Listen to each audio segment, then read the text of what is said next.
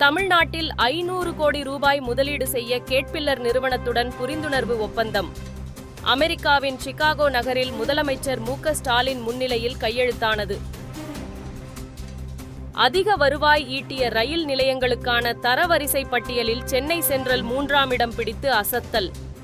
3337 கோடி வருவாய் ஈட்டி டெல்லி ரயில் நிலையம் முதலிடம். ஓடும் ரயிலை கவிழ்க்க தண்டவாளத்தில் வைக்கப்படும் தடைகளை கண்டறிய AI CCTV கேமராக்கள் பொருத்த திட்டம். அடுத்தடுத்து நிகழ்ந்த ரயில் கவிழ்ப்பு சதித்திட்ட சம்பவங்களால் ரயில்வே அமைச்சகம் முடிவு. நாகை மீனவர்கள் மீது தாக்குதல் நடத்திய இலங்கை கடற்படையினர் மீது 2 பிரிவுகளில் வழக்கு பதிவு. ரோந்து கப்பலால் மோதி மீனவர்களை காயப்படுத்தியது உள்ளிட்ட பிரிவுகளில் வேதாரண்யம் கடலோர காவல் குழும போலீசார் நடவடிக்கை. தொடர் விடுமுறை மற்றும் வார இறுதி நாட்களை முன்னிட்டு கூடுதலாக சிறப்பு பேருந்துகள் இயக்க திட்டம். நாளை முதல் 2 தினங்களுக்கு தமிழகத்தின் பல்வேறு பகுதிகளில் 1515 சிறப்பு பேருந்துகள் இயக்கப்படும் என அரசு விரைவு போக்குவரத்து கழகம் அறிவிப்பு.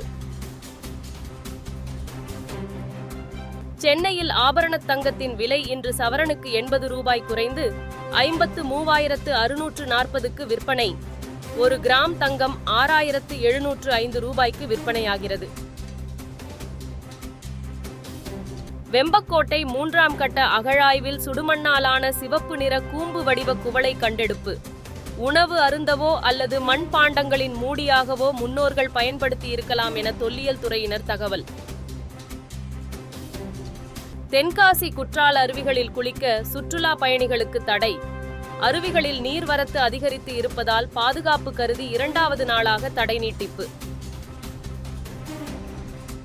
கடலூர் மாவட்டம் சிதம்பரம் அருகே லாரியும் காரும் நேருக்கு நேர் மோதி விபத்து. 3 வயது குழந்தை உட்பட ஒரே குடும்பத்தைச் சேர்ந்த 5 பேர் சம்பவ இடத்திலேயே உயிரிழப்பு.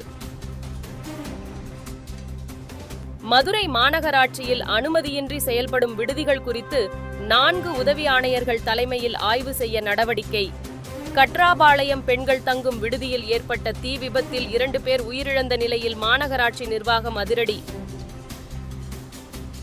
பொள்ளாச்சி அடுத்த செமனாம்பதி கிராமத்தில் மாந்தோப்பில் பதுக்கி வைத்திருந்த 4500 லிட்டர் எரிச்சாராயம் பறிமுதல். கேரளா தமிழக காவல்துறையின் உதவியுடன் கலால் துறை அதிரடி நடவடிக்கை. கிரிக்கெட் வீரர் ரோஹித் சர்மா வரும் IPL தொடரில் மும்பை அணிக்காக விளையாட மாட்டார். LSG அணிக்கு செல்லலாம் என முன்னாள் கிரிக்கெட் வீரர் ஆகாஷ் சோப்ரா கருத்து. ஐபோன்களில் சார்ஜ் செய்யும் வேகத்தை அதிகரிக்க வேண்டும் என்ற பயனர்களின் நீண்ட கால எதிர்பார்ப்பை பூர்த்தி செய்தது ஆப்பிள் நிறுவனம். iPhone 16 Pro, iPhone 16 Pro Max மாடல்களில் 40 வாட்ஸ் சார்ஜ் செய்யும் வசதி அறிமுகம். அமேசான் மழைக்காடுகளில் நிலவி வரும் வரலாறு காணாத வறட்சி. பூமியின் நுரையீரல் என அழைக்கப்படும் அமேசான் காடுகளில் ஏற்பட்டுள்ள இந்த வறட்சியால் சுற்றுச்சூழல் ஆர்வலர்கள் கவலை.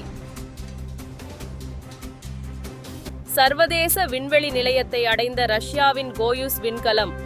3 விண்வெளி வீரர்கள் 202 நாட்கள் தங்கி ஆராய்ச்சி செய்ய உள்ளதாக தகவல்.